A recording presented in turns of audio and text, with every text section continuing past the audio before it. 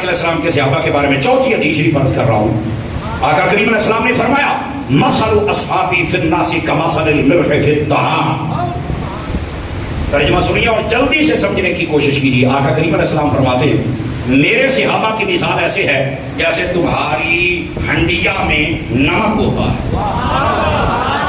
یہ میرے نبی نے فرمایا میرے صحابہ کی مثال تمہارے درمیان ایسے ہے جیسے ہنڈیا میں بولو تو صحیح نا نمک ہوتا ہے. اچھا اس کا کیا مطلب ہے؟ میں کہا جی انہیں سمجھا لیں گے اللہ کر کے تم سمجھ آ جائے. سمجھا لیں گے. علماء نے یہاں پر لکھا وہ فرماتے ہیں جس سالن میں اور ہنڈیا میں نمک نہ ہو اسے بھی پسند کوئی نہیں کرتا اور جس کے سینے میں صحابہ کا پیار ہو اسے بھی پسند کوئی نہیں کرتا. سمجھ آ رہی ہے؟ یہ ہے مطلب اس کا. میرے بھائی اگر تو چاہتا ہے کہ تجھے پسند کیا جائے تو پھر اپنے دل میں جیسے نبی کی یاد کا پیار رکھتا ہے ویسے نبی کے صحابہ کا پیار بھی. یہ حدیث شریف ہے جو میں نے آپ کو عرض کی ہے.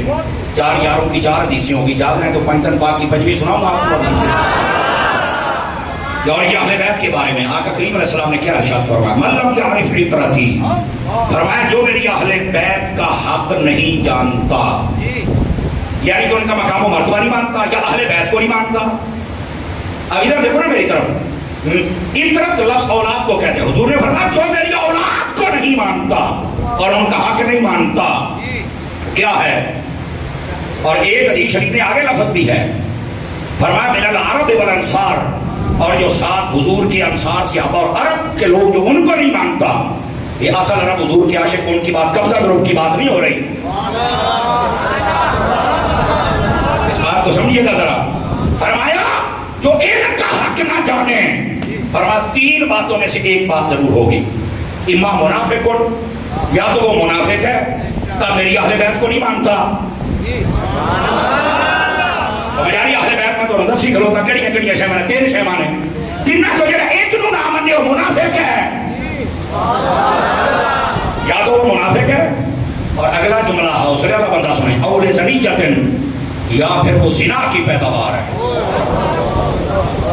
ہو گیا نا چوپ میں نے کہا نہیں صاحب تھوڑا جہاں ہاتھ رکھیا کرو. میں کہ جدہ حضور نے رکھیا ادھر رکھ لا.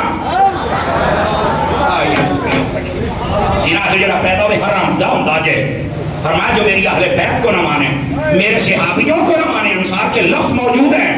فرمایا یا منافق ہے یا حرام دا ہے. کیا بات ہے.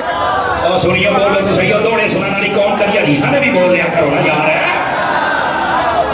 اس بات کو سن میں ذمہ دار ہوں حدیث دا.